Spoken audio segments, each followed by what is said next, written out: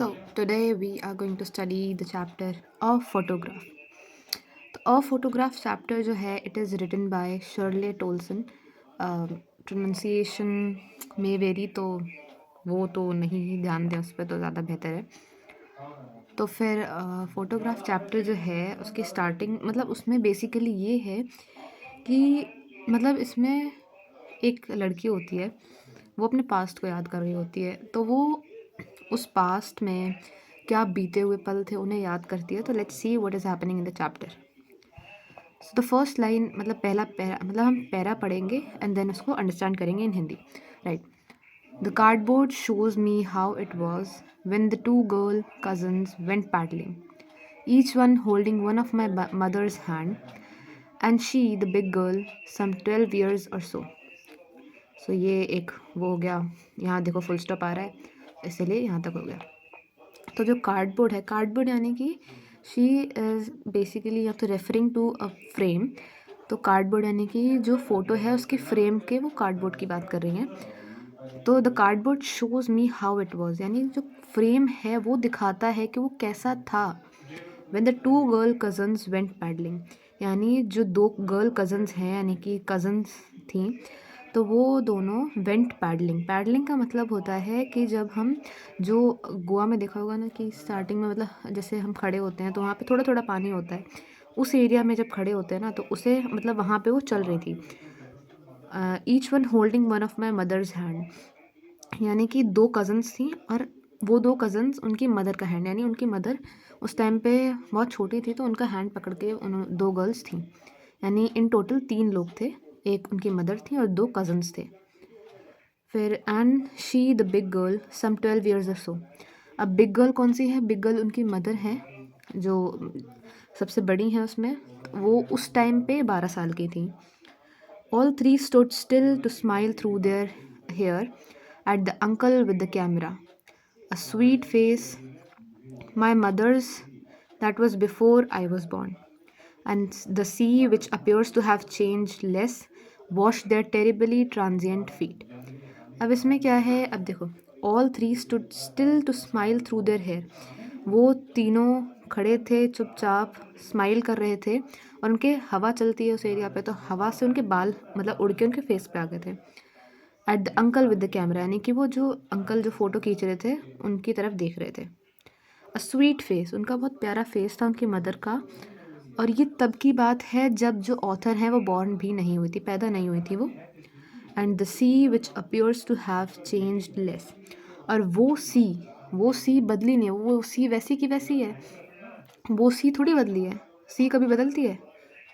Wash their terribly transient feet, यानी कि terribly transient का मतलब होता है कि टेरिबली ट्रांजिएंट यानी कि बहुत टेम्प्रेरी, यानी कि उनके पैर तो टेम्प्रेरी हैं, यानी वो थोड़ी रहने वाले हमेशा के लिए. Death means. और तो यहाँ पे जो ये लास्ट की 2 लाइन्स हैं इनमें कंपेयर किया गया है नेचर और ह्यूमन में. तो यहाँ पे मतलब जैसे जो नेचर है वो चेंज नहीं होता है, पर ह्यूमन जैसे जो कुछ ऐसी चीज़ें हैं जैसे ह्यूमंस के मतलब टेरिबली ट्रांजिएंट फीट का मतलब है वो इंसान नहीं रहा, मतलब बहुत टेम्प्रेरी है, वो हमेशा के लिए नहीं रहेगा वहाँ पे. तो ये चीज़, ये जो 2 लाइन्स हैं ये थोड़ी इंपॉर्टेंट हो जाती हैं. फिर उसके बाद आता है सेकेंड पैरा. सेकेंड में है some 20-30 years later. She would laugh at the snapshot. See, Betty and Dolly, she would say, and look how they dressed us for the beach. The sea holiday was her past, mine is her laughter. Both rye with the labored ease of loss.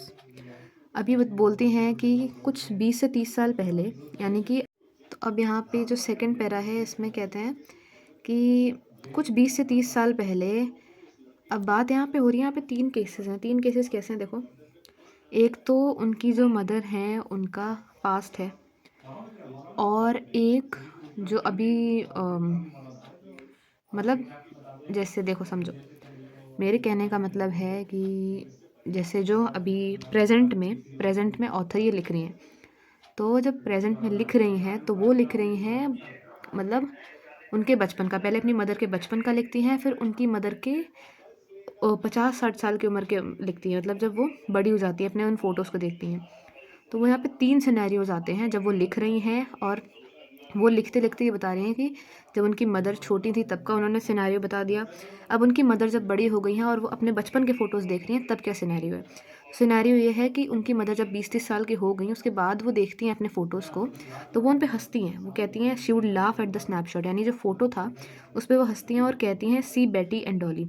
अब बेटी and Dolly, अब 2 cousins उनके साथ थी। तो जो ये दोनों हैं, ये अभी हमने पहले देखा था, मेंशन हुआ था यहाँ पे। तो यहाँ पे क्या लिखा था कि यहाँ पे उनकी 2 कज़न्स हैं, देखो यहाँ पे लिखा था व्हेन द 2 गर्ल कज़न्स। तो ये 2 कल कज़न, बेसिकली यहाँ पे उन्हीं की बात की जा रही है क्योंकि वही दोनों थे कज़न्स में। तो बेटी एंड डॉली उन्हीं दोनों का नाम है।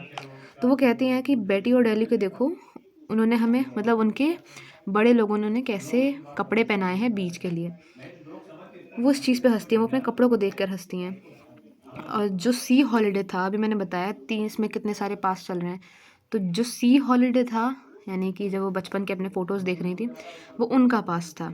Mine is her laughter. अब उनका पास्ट क्या है, अभी वो लिख रही हैं, वो ये सोच रहे हैं कि मेरी मदर तब उस बारे में सोच रही थी। तो यानी उनका पास्ट क्या है, जो ऑथर है उनका पास्ट है उनकी मदर का हंसना, यानी कि उनकी मदर जब वो फ़ोटो देख रही थी, वो उनका पास्ट है। Both wry with the laboured ease of loss. Both wry का मतलब है कि जैसे राय एक ऐसा मतलब एक्सप्रेशन है जिसमें कि हैप्पीनेस भी है, खुशी भी है और दुख भी है।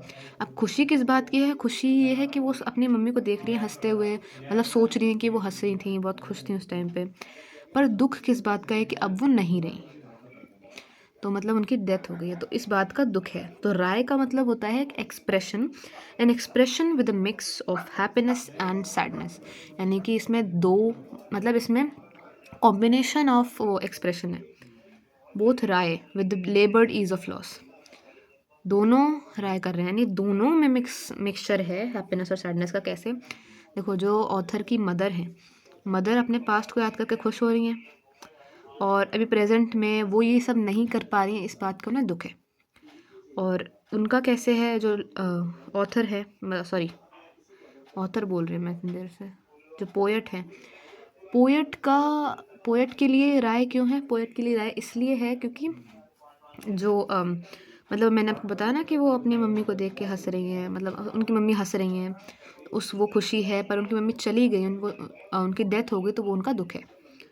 Both wry with the laboured ease of loss. Laboured ease of loss का मतलब है, लेबर्ड यानी बहुत एफर्ट करे, ease of loss, laboured ease का मतलब है बहुत एफर्ट करने के बाद रिलैक्सेशन मिली, यानी बहुत टाइम के बाद उन्हें सुकून मिला है उनको, मतलब वो जो दर्द था, जो उनके मदर के जाने का जो दुख था ना, उससे उनको मतलब वो मिला है,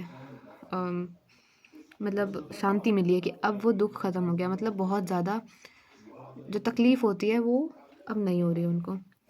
ठीक है, तो अब यहाँ पे लिखा है कि जो थर्ड पैरा है उसमें लिखा है, now she has been dead nearly as many years as that girl lived, and of this circumstance there is nothing to say at all, it's silence silences. यानी कि अब वो कह रही हैं कि जो पोएट है वो कह रही हैं कि now she has been dead nearly as many years as that girl lived. वो गर्ल कितने साल जी थी, वो गर्ल 12 साल की थी, सम 12 ईयर्स और सो, यानी कि उसकी मदर जो थी उस टाइम पे 12 ईयर्स की थी, लगभग 12 ईयर्स की। तो अब वो कह रही हैं अब उन्हें मरे हुए उतने ही साल हो गए हैं जितने साल वो गर्ल जी थी, तो यानी कि उन्हें मरे हुए 12 साल हो चुके हैं। And of this circumstance there is nothing to say at all, यानी कि अब इस सिचुएशन में कहने को कुछ है ही नहीं। सॉरी कैमरा थोड़ा इधर हो गया। हाँ, तो इट्स साइलेंस साइलेंसेस, यानी कि ये जो सिचुएशन है, यानी इट्स साइलेंस का मतलब ये जो सिचुएशन है ये बहुत शांत कर देती है, बहुत मतलब इससे मतलब साइलेंस मतलब चुप होना यानी शांत होना, और इट्स साइलेंस का मतलब ये जो सिचुएशन है ये साइलेंस कर देती है। जैसे देखो ये जो 3 वर्ड हैं यहाँ पे लिखे हुए, it's silence silences. It's silence का मतलब है कि ये जो सिचुएशन है ये साइलेंस कर देती है हमें, ये सोच के जो भी अभी ऊपर हुआ वो।